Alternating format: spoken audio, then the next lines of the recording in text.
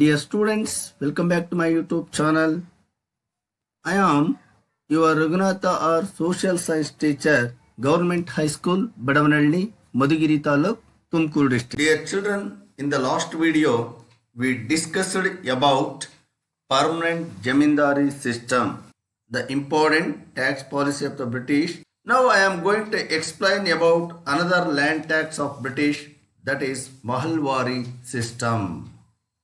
Dear children, Mahalwari system was implemented by R.M. Bird and James Thomson. Mahalwari land tax policy was implemented by R.M. Bird and James Thomson. R.M. Bird and James Thomson implemented Mahalwari system in Uttar Pradesh, Madhya Pradesh, Punjab and Delhi. Dear students, you know the meaning of Mahal? Yes, Mahal means taluk. Mahal means taluk. ಮಹಲ್ಗಳಲ್ಲಿ ಕಂದಾಯವನ್ನ ನಿಗದಿಪಡಿಸಿದಂಥ ಒಂದು ವ್ಯವಸ್ಥೆಗೆ ನಾವು mahalwari system ಅಂತ ಹೇಳ್ಬಿಟ್ಟು ಕರಿತೀವಿ. ಇಲ್ಲಿ ಮಹಲ್ಗಳನ್ನು ಒಂದು ಘಟಕಗಳಾಗಿ ಒಂದು ಯೂನಿಟ್ ಆಗಿ ಪರಿಗಣಿಸಲಾಯಿತು. ಆದ್ದರಿಂದ ಇದನ್ನು ಮಹಲ್ವಾರಿ ಸಿಸ್ಟಮ್ ಅಂತ ಹೇಳ್ಬಿಟ್ಟು ಕರಿತೀವಿ. ಈ ಮಹಲ್ವಾರಿ ಪದ್ಧತಿಯನ್ನು ಜಾರಿಗೊಳಿಸಿರ್ತಕ್ಕಂಥವರು R.M. ಬರ್ಡ್ ಮತ್ತು ಜೇಮ್ಸ್ ಥಾಮ್ಸನ್. ಇದನ್ನು ಉತ್ತರ ಪ್ರದೇಶ್, ಮಧ್ಯಪ್ರದೇಶ್, ಪಂಜಾಬ್ ಹಾಗೂ ಡೆಲ್ಲಿಗಳಲ್ಲಿ ಪ್ರಾಯೋಗಿಕವಾಗಿ ಮೊದಲು ಜಾರಿಗೆ ತರಲಾಯಿತು. The company government entered an agreement at the level of mahals with regard to payment of land tax. ಯಾಕೆ ಇದನ್ನು ಮಹಲ್ವಾರಿ ಸಿಸ್ಟಮ್ ಅಂತ ಕರೀತಾರೆ ಅಂದರೆ, the East India company entered an agreement at the level of mahals. ಮಹಲ್ಗಳ ಮಟ್ಟದಲ್ಲಿ ಒಂದು ಒಪ್ಪಂದವನ್ನು ಮಾಡಿಕೊಳ್ತು. ಯಾವುದಕ್ಕೆ ಸಂಬಂಧಪಟ್ಟಂತೆ? Regard to payment of land tax. ಮಹಲನ್ನು ಒಂದು ಘಟಕವನ್ನಾಗಿ ಪರಿಗಣಿಸಿ ಆ ಮಹಲ್ಗಳಲ್ಲಿ ಕಂದಾಯವನ್ನು ನಿಗದಿಪಡಿಸ್ತಕ್ಕಂಥ ಒಂದು ವ್ಯವಸ್ಥೆಗೆ ಕಂಪನಿ ಸರ್ಕಾರ ಮುಂದಾಯಿತು. ಹಾಗಾಗಿ hence it was called as Mahalwari system. The big and small zamindars were part of this system.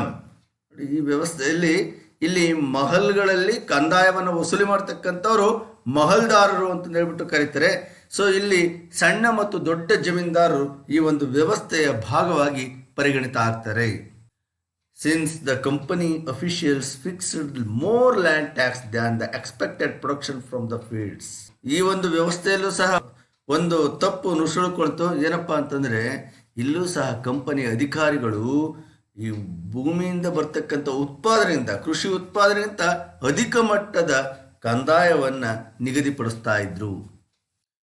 This many zamindars had to lose their ownership of the land. ಇದರಿಂದ ಜಮೀನ್ದಾರರು ಕಂದಾಯವನ್ನು, ನಿಗದಿತ ಕಂದಾಯವನ್ನು ಕೊಡೋಕ್ಕಾಗದೆ ಅವರು ತಮ್ಮ ಓನರ್ಶಿಪ್ಪನ್ನು, ಲ್ಯಾಂಡ್ ಮೇಲಿರ್ತಕ್ಕಂಥ ತಮ್ಮ ಓನರ್ಶಿಪ್ಪನ್ನು ಕಳ್ಕೊಳ್ತಾ ಹೋದರು. ಯಾವಾಗ ಜಮೀನ್ದಾರರು ತಮ್ಮ ಓನರ್ಶಿಪ್ಪನ್ನು ಅಥವಾ ಭೂಮಾಲೀಕತ್ವವನ್ನು ಕಳ್ಕೊಂಡ್ರೋ, ಅವರನ್ನೇ ನಂಬಿರ್ತಕ್ಕಂಥ ಮಾರ್ಜಿನಲ್ ಫಾರ್ಮರ್ಸು ಮತ್ತು agricultural labourers who are dependent on these zamindars also suffered due to this. ಅವರು ಅದರಿಂದ ತುಂಬ ನಷ್ಟವನ್ನು ಅನುಭವಿಸಬೇಕಾಯಿತು. Dear students, now I am going to explain another important land tax policy of the British, that is Raitwari system. The Raitwari system was first implemented in Baramahal region by Alexander Reed in 1792. The Raitwari system, in the first time, it implemented in Baramahal region by Alexander Read ಅಂತಕ್ಕಂಥವರು ಈ ಒಂದು ಬಾರಾಮಹಲ್ ಪ್ರಾಂತ್ಯದಲ್ಲಿ ರೈತವಾರಿ ಪದ್ಧತಿಯನ್ನು ಮೊಟ್ಟ ಮೊದಲ ಬಾರಿಗೆ ಜಾರಿಗೊಳಿಸಿದರು. ಇದು ಜಾರಿಗೆ ಬಂದಿದ್ದು 1792 AD. This system was later implemented in Madras and Mysore region by Thomas Munro in 1801. It first implemented in Baramahal region in North India, but the same system implemented in southern India, especially in Madras and Mysore region by Thomas Munro in 1801 CE. Under the Raitwari system, both the farmer and the company were direct linked. Here there is no mediator. In the Mahalwari system and permanent Jamindari system, there was mediator. Jamindar became the mediator between the farmer and the company. But in this system, there was no mediator. The farmer and the company were directly linked. Hence, it called as Raitwari system. The tiller of the land was recognized as the owner of the land. The tiller means the farmer. ಉಳುವವನೇ ಭೂಮಿಯ ಒಡೆಯ. Tiller ಅಂತಂದರೆ ಉಳುವವ ಅಂತ. Tiller of the land was recognised as the owner of the land. ಯಾರು ಭೂಮಿಯನ್ನು ಉಳುಮೆ ಮಾಡ್ತಾ ಇದ್ದ, ಯಾರು ವ್ಯವಸಾಯವನ್ನು ಮಾಡ್ತಾ ಇದ್ದ, ಅವನನ್ನೇ ಭೂಮಾಲೀಕ ಅಂತಂದೇಳಿ ಈ ವ್ಯವಸ್ಥೆಯಲ್ಲಿ ಪರಿಗಣಿಸಲಾಯಿತು. The owner had to pay 50% of produce as land tax. In this land tax policy, the company imposed heavy percentage of land tax on farmers. The land tax had 30 years tenure. ಇಲ್ಲಿ 30 ವರ್ಷಗಳ ಅವಧಿಗಾಗಿ ಕಂದಾಯವನ್ನು ನಿಗದಿಪಡಿಸಲಾಯಿತು. So ಇದರಲ್ಲಿ ಯಾವುದೇ ಬದಲಾವಣೆಗಳು ಆಗ್ತಾ ಇರಲ್ಲ. 30 ವರ್ಷದ ತನಕ ಒಂದೇ ವಿಧವಾಗಿರ್ತಕ್ಕಂಥ ಕಂದಾಯವನ್ನು ಕೊಡಬೇಕಾಯಿತು. 30 ವರ್ಷಗಳ ನಂತರ ಅದನ್ನು ಪರಿಷ್ಕರಣೆ ಮಾಡ್ತಾ ಇದ್ರು. Farmers were more suffering due to heavy land taxes because he paid 50% of agricultural production as land tax. ಅವನು 50% ಉತ್ಪಾದನೆಯನ್ನು ಕಂದಾಯವಾಗಿ ಕೊಡಬೇಕಾಗಿತ್ತು. So the farmer were more suffering due to heavy land taxes. The farmers had to borrow from the money lenders whenever their crops failed. At the time of famine or flood, then the farmers had to borrow from the money lenders. ಏನಾದ್ರು ಬರಗಾಲ ಬಂದಾಗ, ಬೆಳೆ ಆಗದೇ ಇದ್ದಾಗ, ಅತಿ ಹೆಚ್ಚಿನ ಮಳೆ ಬಂದಾಗ ರೈತರು ಸಾಹುಕಾರರ ಹತ್ರ ಸಾಲವನ್ನು ತಂದು ಇವ್ರಿಗೆ ಕಂದಾಯವನ್ನು ಕಟ್ಟಬೇಕಾಯಿತು. They had to sell their lands whenever they failed to repay the loans. ಕೊನೆಗೆ ಸಾಲ ಕಟ್ಟಕ್ಕಾಗದೆ ಅವರು ತಮ್ಮ ಜಮೀನುಗಳನ್ನೇ ಮಾರಾಟ ಮಾಡಬೇಕಾಯಿತು. Farmers had to lose their lands due to its implementation. ಹಾಗಾಗಿ ರೈತರಿಗೆ ಯಾವ ಕಂದಾಯ ಪದ್ಧತಿಯಿಂದಲೂ ಲಾಭಗಳು ಆಗಲೇ ಇಲ್ಲ. Dear students, now I am going to explain what was the impact of British land tax system. ಬ್ರಿಟಿಷರ ಒಂದು ಕಂದಾಯ ಪದ್ಧತಿಯಿಂದ ಭಾರತದ ಮೇಲಾಗಿರ್ತಕ್ಕಂಥ ಪರಿಣಾಮ ಏನು, ಪ್ರಭಾವ ಏನು, ಈ ಪದ್ಧತಿಯಿಂದ ಆಗಿರ್ತಕ್ಕಂಥ ಬದಲಾವಣೆಗಳೇನು ಅಂತಕ್ಕಂಥದ್ದನ್ನು ನಾವೀಗ ನೋಡೋದಾದರೆ, a new class of zamindars who exploited the farmers was created. A new class of zamindars were created. ಇಲ್ಲಿ ಹೊಸ ಒಂದು ವರ್ಗ ಸೃಷ್ಟಿಯಾಯಿತು. ದೇವರ್ ಜಮೀನ್ದಾರ್ಸ್. ಅವ್ರು ಯಾರಪ್ಪ ಅಂದರೆ ಜಮೀನ್ದಾರ್. ಅದುವರೆಗೂ ಜಮೀನ್ದಾರ್ ಅಂತಕ್ಕಂಥವ್ರು ಇರಲಿಲ್ಲ. ಈಗ zamindar became the mediator between company government and the farmers. So a new class of zamindars were created. The farmers who were subjected to the exploitation of the Jamindars became landless slowly. Jamindars collected heavy taxes from the farmers and pay fixed land taxes to the government. By this, the farmers became exploited. So, they became landless slowly. Land became A commodity. ನೋಡಿ, ಇಲ್ಲಿ ಭೂಮಿ ಒಂದು ವಸ್ತುವಾಗಿ ಪರಿಗಣಿತ ಆಯಿತು. ಅದಕ್ಕೆ ಒಂದು ಮೌಲ್ಯ ಹುಟ್ಕೊಳ್ತು. Loans could be raised by the mortgaging the lands. ಈಗ ಭೂಮಿಯ ಫಲವತ್ತತೆಯನ್ನು ಆಧರಿಸಿ, ಭೂಮಿಯ ಗುಣಮಟ್ಟವನ್ನು ಆಧರಿಸಿ ಅದರ ಬೆಲೆನೂ ಸಹ ಏನಾಗ್ತಾ ಹೋಯಿತು, ಜಾಸ್ತಿ ಆಗ್ತಾ ಹೋಯಿತು. ಆ ಭೂಮಿಯನ್ನು ಮಾರ್ಟ್ಗೇಜ್ ಮಾಡಿಸೋದ್ರ ಮೂಲಕ ಸಾಲಗಳನ್ನು ಹೆಚ್ಚಾಗಿ ಕೊಡಲಿಕ್ಕೆ ಶುರು ಮಾಡಿದರು. Many Jamindars also had to mortgage their lands in order to pay the land taxes. ಅದೇ ರೀತಿ ಅನೇಕ ಜಮೀನ್ದಾರರು ಸಹ ತಮ್ಮ ಒಂದು ಜಮೀನ್ದಾರಿಕೆಯನ್ನು ಉಳಿಸ್ಕೊಳ್ಳಿಕ್ಕೆ ಅವರು ಸಹ ತಮ್ಮ ಭೂಮಿಯನ್ನು ಕಳ್ಕೊಳ್ಬೇಕಾಯಿತು. The agricultural sector became commercialized and had to grow raw materials needed by industries back in England.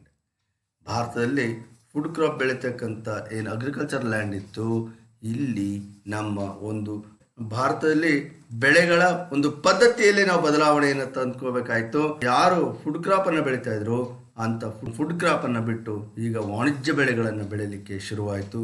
ಅದರಲ್ಲೂ ಇಂಗ್ಲೆಂಡ್ನಲ್ಲಿರ್ತಕ್ಕಂಥ ಕೈಗಾರಿಕೆಗಳಿಗೆ ಬೇಕಾಗಿರ್ತಕ್ಕಂಥ ಕಚ್ಚಾ ವಸ್ತುಗಳನ್ನೇ ಭಾರತದ ಕೃಷಿ ಭೂಮಿಯಲ್ಲಿ ಬೆಳೀತಕ್ಕಂಥ ಒಂದು ಪದ್ಧತಿ ಶುರುವಾಯಿತು. The money lenders became strong. ಒಟ್ಟಿನಲ್ಲಿ ಮನಿ ಲೆಂಡರ್ಸ್ ಸಾಹುಕಾರರು ತುಂಬ ಸ್ಟ್ರಾಂಗ್ ಆಗಿ, ಯಾಕಂದರೆ ಜಮೀನ್ದಾರರು ಸಹ ಕೆಲವು ಸಾರಿ ಮನಿ ಲೆಂಡರ್ಸ್ ಹತ್ರ ಸಾಲ ತಗೊಳ್ತಾ ಇದ್ರು. ರೈತರಂತೂ ಮನಿ ಲೆಂಡರ್ಸ್ಗೆ ತಮ್ಮ ಭೂಮಿಯೆಲ್ಲ ಅಡ ಇಟ್ಬಿಟ್ಟು ಸಾಲ ತಗೊಳ್ಳೋದ್ರಿಂದ the money lenders became very strong. These are the effects or impact of the British land tax system. Dear students, here there are some questions. Can you answer the following? Who implemented the Mahalwari system? What is meant by Mahalwari system? Explain the Mahalwari land tax policy. Who implemented Raitwari system in Baramahal region? Who implemented Raitwari system in Madras and Mysore? Explain about Raitwari system.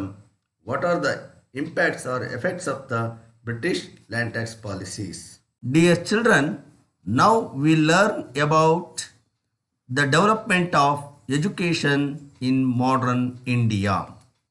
In the beginning, the British government did not pay any attention to the development of education in India. New schools were started for the children of the British and European living in India, but these education facilities not fetched to the Indians. ಮಕ್ಕಳೇ, ಭಾರತದಲ್ಲಿ ಶಿಕ್ಷಣವನ್ನು ಆರಂಭಿಸುವುದರ ಬಗ್ಗೆ ಯಾವುದೇ ರೀತಿಯಾಗಿರ್ತಕ್ಕಂಥ ನಿರ್ಧಾರಗಳನ್ನು ಆರಂಭಿಕ British ಸರ್ಕಾರ ತಗೊಂಡಿರಲಿಲ್ಲ. ಆದರೆ ಭಾರತದಲ್ಲಿ ಬ್ರಿಟಿಷರು ನೆಲೆಸಲು ಆರಂಭಿಸಿದ ನಂತರ ಅವರ ಮಕ್ಕಳಿಗೆ ಶಿಕ್ಷಣವನ್ನು ಒದಗಿಸುವ ದೃಷ್ಟಿಯಿಂದ ಭಾರತದಲ್ಲಿ ಶಿಕ್ಷಣ ವ್ಯವಸ್ಥೆಯನ್ನು ಸುಧಾರಿಸುವತ್ತ ಬ್ರಿಟಿಷರ ಗಮನವನ್ನು ಹರಿಸಿದರು. ಆದರೆ ಈ ಬದಲಾವಣೆಗಳು ಭಾರತೀಯರಿಗೆ ಸಂಬಂಧಿಸಿರಲಿಲ್ಲ. ಭಾರತೀಯರನ್ನು ಗಮನದಲ್ಲಿ ಇಟ್ಕೊಂಡು ಶಿಕ್ಷಣದಲ್ಲಿ ಸುಧಾರಣೆಗಳನ್ನು ಬ್ರಿಟಿಷ್ನರು ತರಲಿಲ್ಲ. Warren Hastings facilitated the expansion of the modern education in India.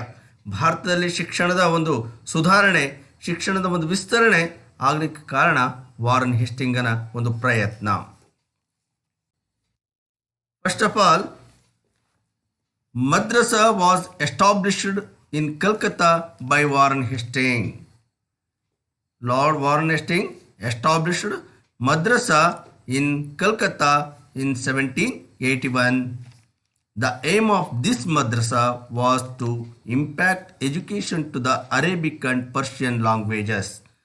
Persia ಮತ್ತು ಅರೇಬಿಕ್ ಭಾಷೆಗಳನ್ನು ಕಲಿತಕ್ಕಂಥವ್ರಿಗೆ ಸಹಾಯವನ್ನು ಮಾಡ್ತಕ್ಕಂಥ ಉದ್ದೇಶವನ್ನು ಇಟ್ಕೊಂಡು ಲಾರ್ಡ್ ವಾರನ್ ಹೆಸ್ಟಿಂಗ್ ಈ ಒಂದು ಕಲ್ಕತ್ತಾದಲ್ಲಿ ಮದ್ರಾಸವನ್ನು ಸ್ಥಾಪನೆ ಮಾಡ್ದ. After this A Sanskrit college in Banaras in established by Jonathan Duncan in 1792.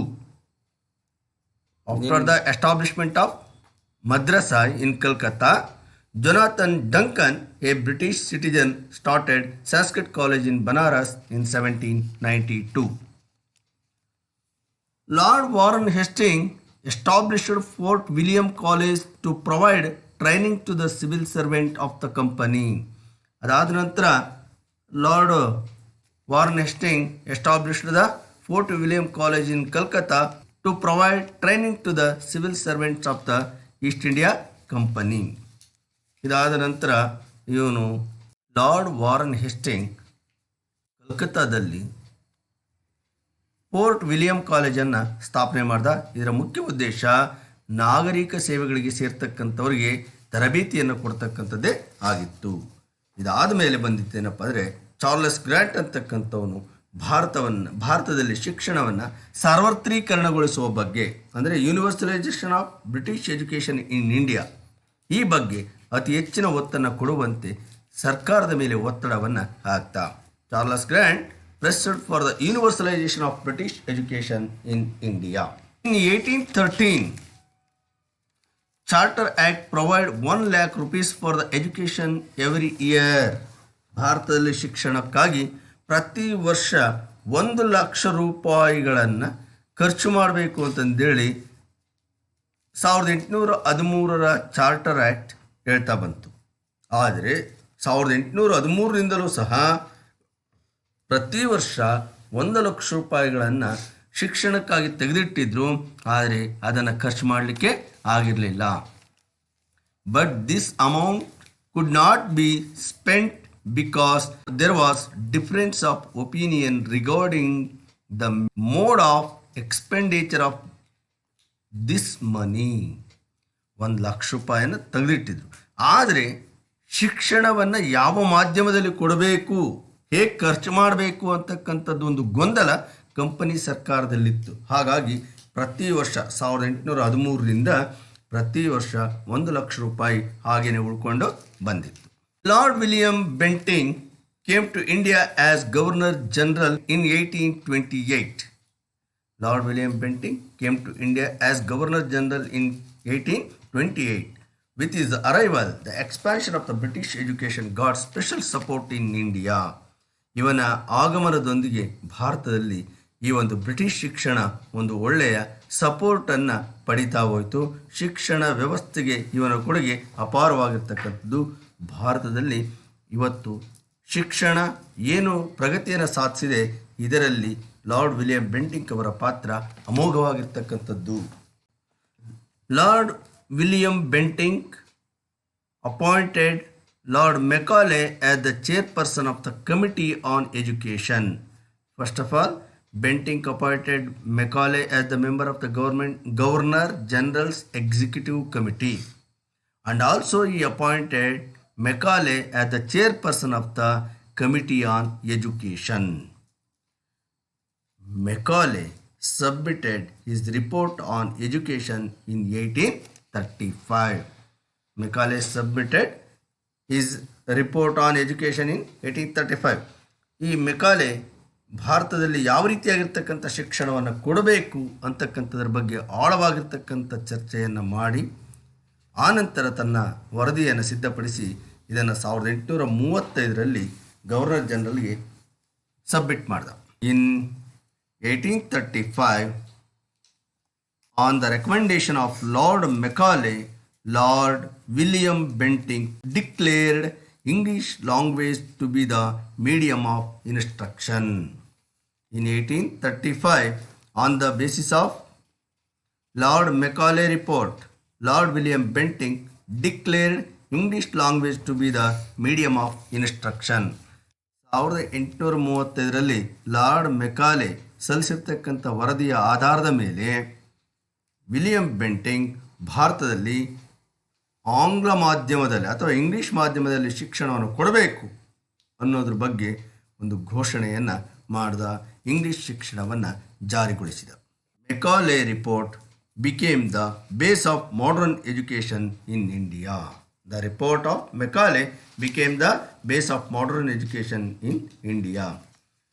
In his report, Lord Macaulay said that creation of a new class of Indian, ಹೇಳ್ತಾನೆ, ಹೊಸ ವರ್ಗದ ಭಾರತೀಯರನ್ನು ನಾನು ಸೃಷ್ಟಿ ಮಾಡ್ತೀನಿ. A creation of new class of Indian by body. ಆ ಒಂದು ಹೊಸ ವರ್ಗ ಹೆಂಗಿರುತ್ತಂದರೆ ದೇಹದಲ್ಲಿ ಅವರು ಭಾರತೀಯರಾಗಿರ್ತಾರೆ, but they are British in intelligence. ಅವರು ಬುದ್ಧಿಶಕ್ತಿಯಲ್ಲಿ, ಒಪಿನಿಯನ್ ಅಭಿಪ್ರಾಯದಲ್ಲಿ ಹಾಗೂ ಟೇಸ್ಟ್ನಲ್ಲಿ, ಅಭಿರುಚಿಗಳಲ್ಲಿ ಅವರು ಬ್ರಿಟಿಷರಾಗಿರ್ತಾರೆ. ಅಂತ ಒಂದು ಹೊಸ ವರ್ಗವನ್ನು ನಾನು ಭಾರತದಲ್ಲಿ ಸೃಷ್ಟಿ ಮಾಡ್ತೀನಿ, ಅದು ಇಂಗ್ಲಿಷ್ ಶಿಕ್ಷಣದ ಮೂಲಕ ಅನ್ನುವ ಮಾತನ್ನು ಲಾರ್ಡ್ ಮೆಕಾಲೆ ಅವರು ಹೇಳಿದರು. ಇನ್ನು ಮುಂದುವರೆದು ಶಿಕ್ಷಣ ಭಾರತದಲ್ಲಿ ಬ್ರಿಟಿಷ್ ಶಿಕ್ಷಣ ಆರಂಭ ಆದ ನಂತರ ಅನೇಕ ಗಮನಾರ್ಹವಾಗಿರ್ತಕ್ಕಂಥ ಬದಲಾವಣೆಗಳಾಗ್ತವೆ. ಮುಂದೆ ಚಾರ್ಲ್ಸ್ ವುಡ್ ಅಂತಕ್ಕಂಥ ವ್ಯಕ್ತಿಯ ನೇತೃತ್ವದಲ್ಲಿ ಒಂದು ಕಮಿಷನನ್ನು ನೇಮಕ ಮಾಡಿ ಈ ಒಂದು ಕಮಿಷನ್ ಅಥವಾ ಆಯೋಗ ಭಾರತದಲ್ಲಿ ಯೂನಿವರ್ಸಿಟಿಗಳ ಒಂದು ಸ್ಥಾಪನೆಗೆ ಅಂದರೆ ವಿಶ್ವವಿದ್ಯಾನಿಲಯಗಳ ಸ್ಥಾಪನೆಗೆ ಆದ್ಯತೆಯನ್ನು ಕೊಡಬೇಕು ಅಂತಂದೇಳಿ ಹೇಳುತ್ತೆ. ಸೊ ಅದರಂತೆ Lord Dalhousie established universities in Calcutta, Bombay and Madras. Calcutta, Bombay ಮತ್ತು ಮದ್ರಾಸ್ಗಳಲ್ಲಿ ವಿಶ್ವವಿದ್ಯಾನಿಲಯಗಳನ್ನು ಸ್ಥಾಪನೆ ಮಾಡ್ತಾನೆ Lord Dalhousie on the basis of Charles Wood commission. ಮಕ್ಕಳೇ, ಈಗ ನಾವು ಭಾರತದಲ್ಲಿ ಈ ಒಂದು ಬ್ರಿಟಿಷ್ ಶಿಕ್ಷಣದ ಪರಿಣಾಮಗಳೇನು, ಈ ಒಂದು ಇಂಗ್ಲೀಷ್ ಶಿಕ್ಷಣ ಬಂದಿದ್ದರಿಂದ ಭಾರತದ ಮೇಲಾಗಿರ್ತಕ್ಕಂಥ ಪ್ರಭಾವ ಏನು ಅಂತಕ್ಕಂಥದ್ದನ್ನು ನೋಡೋದಾದರೆ, Indians could developed modernity, secularism, democratic attitudes and rationality along with the nationalistic ideas. ಭಾರತೀಯರಲ್ಲಿ ಒಂದು ಆಧುನಿಕತೆ ಬೆಳೀತು ಮತ್ತು ಜಾತ್ಯತೀತ ಅಂದರೆ ಭಾರತದಲ್ಲಿ ಜಾತೀಯತೆಯೇ ತುಂಬಿತ್ತು. ಅಂಥ ಜಾತೀಯತೆಯ ಭಾರತದಲ್ಲಿ ಈ ಸೆಕ್ಯುಲರಿಸಮ್ ಜಾತ್ಯತೀತ ಮನೋಭಾವ ಬೆಳೀಲಿಕ್ಕೆ ಬ್ರಿಟಿಷ್ ಶಿಕ್ಷಣ ಕಾರಣ ಆಯಿತು. ಜೊತೆಗೆ ಪ್ರಜಾಪ್ರಭುತ್ವದ ಮೌಲ್ಯಗಳು ಭಾರತೀಯರಲ್ಲಿ ಮೊಳಕೆ ಹೊಡೆದು, ಜೊತೆಗೆ ತರ್ಕಬದ್ಧವಾಗಿರ್ತಕ್ಕಂಥ ಆಲೋಚನೆಗಳನ್ನು ಮಾಡೋದರಲ್ಲಿ ಭಾರತೀಯರು ಮುಂದಾದರು. ಜೊತೆಯಲ್ಲೇ ಈ ಒಂದು ರಾಷ್ಟ್ರೀಯತೆಯ ಉದಯ ಭಾರತೀಯರಲ್ಲಿ ಆಯಿತು. Due to the British education, local literature and languages were motivated. By the British education, local literature and languages were motivated. ಭಾರತದಲ್ಲಿ ಅದುವರೆಗೂ ಪ್ರಾದೇಶಿಕ ಭಾಷೆಗಳು ಮತ್ತು ಪ್ರಾದೇಶಿಕ ಸಾಹಿತ್ಯ ಅಂತಕ್ಕಂಥದ್ದು ಅಷ್ಟಾಗಿ ಬೆಳೆದಿತ್ತು, ಆದರೆ ಅಷ್ಟು ಮಟ್ಟಿಗೆ ಬೆಳೆದಿರಲಿಲ್ಲ. ಈಗ ಬ್ರಿಟಿಷ್ ಶಿಕ್ಷಣದ ಪರಿಣಾಮವಾಗಿ ಪ್ರಾದೇಶಿಕ ಭಾಷೆಗಳಿಗೆ ಮನ್ನಣೆ ಬಂತು. ಯಾಕಂದರೆ ಅದುವರೆಗೂ ಸಂಸ್ಕೃತ ದೇವಭಾಷೆಯಾಗಿತ್ತು. ಸಂಸ್ಕೃತದಲ್ಲಿ ಸಾಹಿತ್ಯವನ್ನು ರಚನೆ ಮಾಡ್ತಕ್ಕಂಥದ್ದೇ ಒಂದು ದೊಡ್ಡ ಮಟ್ಟದ ಸಾಧನೆ ಅಂತಂದೇಳ್ಬಿಟ್ಟು ಇಲ್ಲಿ ಜನ ತಿಳ್ಕೊಂಡಿದ್ರು. ಆದರೆ ಬ್ರಿಟಿಷ್ ಶಿಕ್ಷಣದ ಪರಿಣಾಮವಾಗಿ ಪ್ರಾದೇಶಿಕ ಭಾಷೆಗಳಿಗೆ ಮನ್ನಣೆ ಬಂದಾಗ ಪ್ರಾದೇಶಿಕ ಭಾಷೆಗಳಲ್ಲಿ ಸಾಹಿತ್ಯದ ರಚನೆ ಅದ್ಭುತವಾಗಿ ಮೂಡಿಬಂತು. New learning system facilitated unity in thinking process among the educated class. ಈಗ ಬ್ರಿಟಿಷ್ ಶಿಕ್ಷಣದ ಪರಿಣಾಮವಾಗಿ ಭಾರತೀಯರಲ್ಲಿ ಒಂದು ಹೊಸ ತಾತ್ವಿಕ ಚಿಂತನೆಗಳನ್ನು ಮಾಡ್ತಕ್ಕಂಥ ಒಂದು ವ್ಯವಸ್ಥೆ ಮೂಡಿಬಂತು. ಅದಕ್ಕಾಗಿ ಶಿಕ್ಷಿತ ವರ್ಗ ಏನಿತ್ತು, ಈ ಶಿಕ್ಷಿತ ವರ್ಗದಲ್ಲಿ ಹೊಸ ಆಲೋಚನೆಗಳು ಮೂಡಲಿಕ್ಕೆ ಈ ಒಂದು ಆಂಗ್ಲ ಶಿಕ್ಷಣ ಅಂತಕ್ಕಂಥದ್ದು ಕಾರಣೀಭೂತವಾಯಿತು. Due to the British education, periodicals started. ಭಾರತದಲ್ಲಿ ಈ ಒಂದು ಪತ್ರಿಕೋದ್ಯಮದ ಬೆಳವಣಿಗೆಯಲ್ಲಿ ಇಂಗ್ಲಿಷ್ ಶಿಕ್ಷಣದ ಪಾತ್ರ ಮಹತ್ವಪೂರ್ಣವಾಗಿರ್ತಕ್ಕಂಥದ್ದು. ಅನೇಕ ಪತ್ರಿಕೆಗಳು ಪ್ರಾದೇಶಿಕ ಭಾಷೆಗಳಲ್ಲಿ ರಚನೆ ಆದವು. These scrutinised the policies and working of the government. ಈ ಪತ್ರಿಕೆಗಳು ಬ್ರಿಟಿಷ್ ಸರ್ಕಾರದ ಪ್ರತಿಯೊಂದು ಕಾರ್ಯಕಲಾಪಗಳನ್ನು ವೀಕ್ಷಿಸಿ ಅಲ್ಲಿ ಆಗ್ತಕ್ಕಂಥ ತಪ್ಪುಗಳೇನು ಒಪ್ಪುಗಳೇನು ಅಂತಕ್ಕಂಥದ್ದನ್ನು ವಿಮರ್ಶಿಸಿ ಜನರಿಗೆ ತಿಳಿಯಪಡಿಸ್ತಾ ಇದ್ವು. New social and religious reformation movement emerged. ಭಾರತದಲ್ಲಿ ಇಂಗ್ಲೀಷ್ ಶಿಕ್ಷಣ ಜಾರಿಗೆ ಬಂದಿದ್ದ ಪರಿಣಾಮ ಏನಾಯ್ತು ಅಂತಾರೆ, ಒಂದು ಹೊಸ ಸಾಮಾಜಿಕ ಮತ್ತು ಧಾರ್ಮಿಕ ಆಂದೋಲನದ ಉದಯಕ್ಕೆ ಇದು ಕಾರಣ ಆಯಿತು. ಇಲ್ಲಿ ರಾಜಾರಾಮ್ ಮೋಹನ್ ರಾಯ್ ಇರ್ಬೋದು, ಸ್ವಾಮಿ ದಯಾನಂದ ಸರಸ್ವತಿ ಇರ್ಬೋದು, ಜ್ಯೋತಿ ಬಾಪುಲೆ ಇರ್ಬೋದು, ಹಾಗೂ ಸ್ವಾಮಿ ವಿವೇಕಾನಂದ ಇರ್ಬೋದು. ಇವರೆಲ್ಲ ಮಹನೀಯರ ಒಂದು ಪರಿಶ್ರಮದಿಂದ ಮುಂದೆ ಭಾರತದಲ್ಲಿ ಈ ಒಂದು ಸಾಮಾಜಿಕ ಮತ್ತು ಧಾರ್ಮಿಕ ಚಳುವಳಿಗಳು ನಡೀಲಿಕ್ಕೆ ಈ ಒಂದು ಆಂಗ್ಲ ಶಿಕ್ಷಣ ಅಂತಕ್ಕಂಥದ್ದು ಕಾರಣ ಆಯಿತು. ಜೊತೆಯಲ್ಲೇ ಶಿಕ್ಷಣವನ್ನು ಭಾರತದಲ್ಲಿ ಬ್ರಿಟಿಷ್ ಶಿಕ್ಷಣವನ್ನು ಆರಂಭಿಸಿದ ನಂತರ ಯುರೋಪಿನ ಖ್ಯಾತ ಚಿಂತಕರಾಗಿರ್ತಕ್ಕಂಥ J S. Mill, Rousseau, Montesquieu and others. J S. Mill ಇರ್ಬೋದು, ರೂಸೋ ಇರ್ಬೋದು, ಮಾಂಟೆಸ್ಕ್ಯೂ ಇರ್ಬೋದು, ಇನ್ನು ಬೇರೆ ಬೇರೆ ಚಿಂತಕರ ಒಂದು ಚಿಂತನೆಗಳನ್ನು ಭಾರತೀಯರು ಅಳವಡಿಸಿಕೊಂಡಿದ್ದರ ಪರಿಣಾಮವಾಗಿ ಭಾರತೀಯರಲ್ಲಿ ಹೊಸ ಆಲೋಚನೆಗಳು ಮೂಡಿಬಂದವು. The thoughts of thinkers like J.S. Mill, Rousseau and Montesquieu brought fresh thinking in the mind of educated youth of India. The freedom struggles that were taking place across the globe influenced the Indian also. English ಶಿಕ್ಷಣದ ಪರಿಣಾಮ ಏನಾಯ್ತಂದರೆ ಅನೇಕ ಹೊಸ ಹೊಸ ವಿಚಾರಗಳನ್ನು ಭಾರತೀಯರು ತಿಳ್ಕೊಂಡ್ರು. ಜಗತ್ತಿನಲ್ಲಿ ನಡೀತಕ್ಕಂಥ ಹೋರಾಟಗಳ ಬಗ್ಗೆ, ಸ್ವಾತಂತ್ರ್ಯದ ಹೋರಾಟಗಳಿರ್ಬೋದು ಅಥವಾ ಫ್ರೆಂಚ್ ಮಹಾಕ್ರಾಂತಿ ಇರ್ಬೋದು, ಅಂಥ ಮಹಾಕ್ರಾಂತಿಗಳ ಬಗ್ಗೆ ಅಧ್ಯಯನ ಮಾಡಿದರ ಪರಿಣಾಮ ಏನಾಯಿತು, ನಾವು ಭಾರತದಲ್ಲಿ ಬ್ರಿಟಿಷರನ್ನು ಯಾಕೆ ಹೊಡೆದೋಡಿಸಬಾರ್ದು, ಭಾರತದ ಸ್ವಾತಂತ್ರ್ಯಕ್ಕೆ ನಾವ್ಯಾಕೆ ಪರಿಶ್ರಮವನ್ನು ಹಾಕಬಾರ್ದು ಅಂತಕ್ಕಂಥ ಯೋಚನೆ ಭಾರತೀಯರಲ್ಲಿ ಮೂಡಿಬಂತು. ಇದಕ್ಕೆ ಕಾರಣ ಭಾರತದಲ್ಲಿ ಇಂಗ್ಲೀಷರು ಜಾರಿಗೆ ತಂದಿರತಕ್ಕಂಥ ಆಂಗ್ಲ ಶಿಕ್ಷಣ ಅಂತ ಹೇಳಿದರೆ ತಪ್ಪಾಗಲಿಕ್ಕಿಲ್ಲ. Indians could understand and appreciate their rich tradition. When Indians learnt English education, then they became able to understand their rich tradition. ಭಾರತದಲ್ಲಿರ್ತಕ್ಕಂಥ ತಮ್ಮ ಸಂಪ್ರದಾಯಗಳ ಬಗ್ಗೆ, ತಮ್ಮ ಒಂದು ಸಂಸ್ಕೃತಿಯ ಬಗ್ಗೆ ಗೌರವವನ್ನು ಭಾರತೀಯರು ಬೆಳೆಸ್ಕೊಳ್ಳಲಿಕ್ಕೆ ಈ ಒಂದು ಬ್ರಿಟಿಷ್ ಶಿಕ್ಷಣ ಅಂತಕ್ಕಂಥದ್ದು ಕಾರಣ ಆಯಿತು. ಅದುವರೆಗೂ ಭಾರತದಲ್ಲಿ ನಾಗರಿಕತೆಯೇ ಇರಲಿಲ್ಲ ಅಂತಕ್ಕಂಥದ್ರ ಬಗ್ಗೆ ಜನರ ಗಮನವನ್ನು ಸೆಳೆದಾಗ ಅದೇ ಭಾರತದಲ್ಲಿ ಸಿಂಧೂ ಬಯಲಿನ ನಾಗರಿಕತೆ ಉತ್ಕರ್ಣ ಆಯಿತು. ಸಿಂಧೂ ಬಯಲಿನ ನಾಗರಿಕತೆ ಉತ್ಕರ್ಣದೊಂದಿಗೆ ಭಾರತದ ಒಂದು ಸಂಸ್ಕೃತಿಯ ಒಂದು ಅರಿವು ಇಡೀ ಪ್ರಪಂಚಕ್ಕೆ ಆಯಿತು. ಇದಕ್ಕೆಲ್ಲ ಕಾರಣ ಆಗಿರ್ತಕ್ಕಂಥದ್ದು ಭಾರತದಲ್ಲಿ ಬ್ರಿಟಿಷರು ಜಾರಿಗೆ ತಂದಿರತಕ್ಕಂಥ ಒಂದು ಆಂಗ್ಲ ಶಿಕ್ಷಣ ಅಂತಂದೇಳಿದರೆ ತಪ್ಪಾಗಲಿಕ್ಕಿಲ್ಲ. Dear children, here there are some questions. Can you answer? Who was appointed as the member of Governor General Executive Committee? When was Lord Macaulay submitted report on modern education? According to Lord Macaulay, what was the aim of the British education? Who established the universities in India? Name the commission which suggested for the establishment of universities in India. Make a list of the effects of British education in India. Which Governor General brought British education to India?